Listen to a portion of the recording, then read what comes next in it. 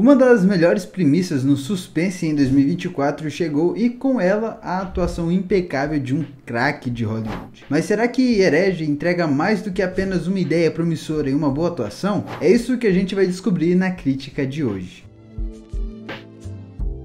Pra quem não me conhece, muito prazer, meu nome é Ricardo, eu sou jornalista e um daqueles caras que adora dissecar sobre os filmes que assiste. Se você é fã de suspense, provavelmente já colocou Herege na sua lista de filmes para assistir. Se você não é e não sabe nada sobre o filme começa contando a história de duas irmãs que são meio que testemunhas de Jeová, a irmã Paxton e a irmã Barnes. As duas são missionárias que estão dispostas a encontrar novos fiéis para sua igreja. Com isso, elas saem de porta em porta para tentar encontrar novos fiéis para sua igreja. Durante uma dessas visitas, elas vão à casa do Sr. Reed, um homem que inicialmente é gente boa e parece muito receptivo com a ideia da religião delas. Só que, como a gente já sabe que a gente está em um filme de suspense, essa dinâmica logo vai se transformar em uma outra coisa. Essa receptividade logo vai se transformar em uma armadilha. Como eu gosto de filmes hollywoodianos que conseguem logo de cara dizer a que veio, né?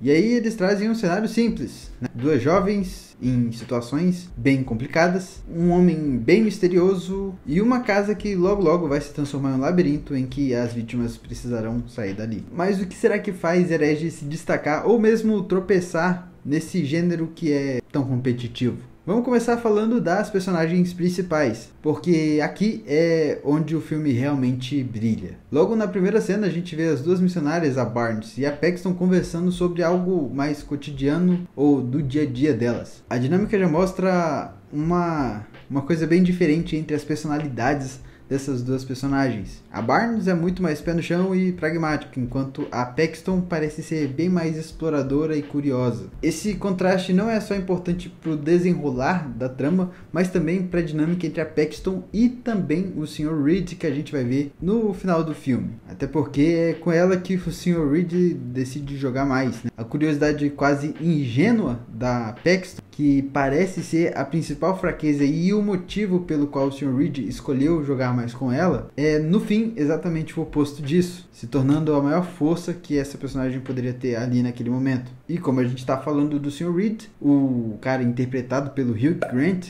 com uma atuação sensacional, a gente precisa mergulhar um pouquinho mais nesse vilão, né? Reed é aquele vilão que busca a manipulação em si, mas muito mais do que apenas ser um herege contra a religião. Ele tem uma ideia do que está fazendo e esse parece ser o pior tipo de vilão que a gente pode encontrar, porque um cara mais doidão, mais despirocado das ideias, não me daria tanto medo quanto um cara que parece saber exatamente o que quer fazer. Ele acredita de fato que a religião nada mais é do que uma ferramenta de dominação. E é curioso porque mesmo ele sendo vilão dessa história, a gente percebe que ele tem um argumento ali que é de fato que é válido esse argumento dele. Só que, como eu falei, ele é um vilão do filme e o filme sabe exatamente jogar para as mulheres e mais especificamente a visão da Barnes sobre decidir acreditar no que ela acredita ou não. Porque esse fato dela poder decidir é o que vai contrapor o que o Sr. Reed está falando ali sobre a religião.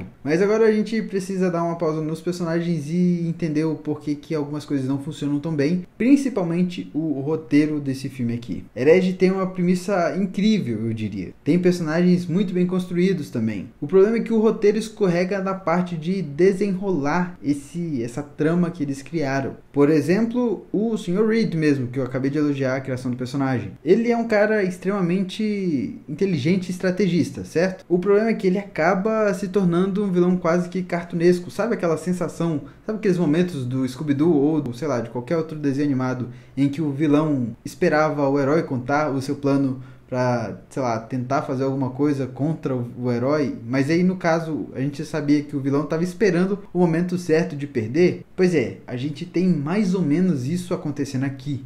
Isso enfraquece um pouco o filme, porque aparentemente esse cara que era estrategista, que era super inteligente, está se deixando levar pela sua própria vaidade. Eu entendo que seja um pouco disso, mas eu entendo que o filme não mergulha de fato nisso, para que a gente possa bater o martelo e falar assim, sim, ele perdeu por conta da sua própria soberba, sabe? Outro ponto negativo para esse roteiro tá nas duas personagens principais, as missionárias. Mesmo elas estando em completa desvantagem ali na situação que elas estão, elas acabam parecendo bem mais preparadas do que qualquer pessoa que estivesse passando por aquela situação passaria. É como se elas estivessem em pé de igualdade com o Sr. Reed, que preparou toda aquela estrutura, aquela armadilha, todo aquele jogo, quando ele encontrasse duas missionárias, ou sei lá, quem fosse pregar a palavra para ele. Parece que o estudo de décadas do Sr. Reed não estava pronto para essas duas missionárias apenas. E aí eu trago a direção do Bryan Woods e do Scott Beck aqui para esse tema, porque parece que eles tiveram medo de colocar as duas personagens de fato em uma situação de perigo real, sabe? De vulnerabilidade mesmo. Parecia que a gente já sabia que elas iam sair dali de alguma forma, mas nem tudo é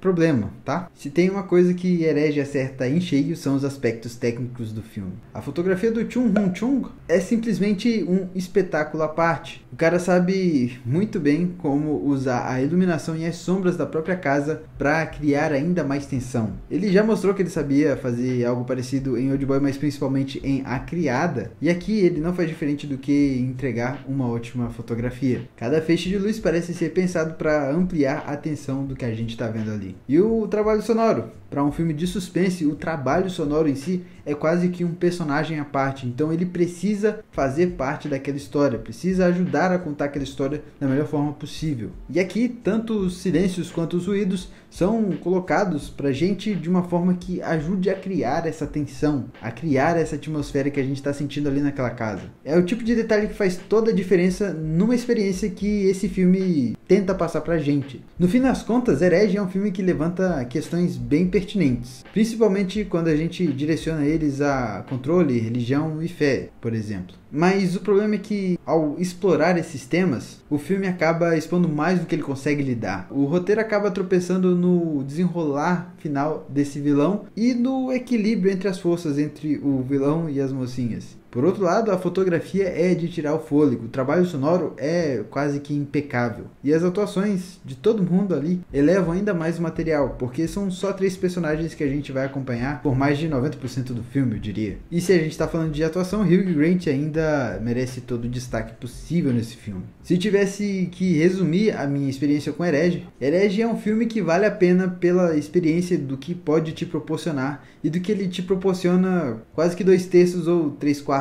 do filme, mas não espere um suspense impecável, principalmente por conta do seu final. E eu nem digo por ele ser aberto não, mas pelas decisões que ele põe para os seus personagens. Mas no mais, ele entrega boas doses de tensão e debate, só que ele deixa um pouquinho a sensação de que poderia ter ido mais longe.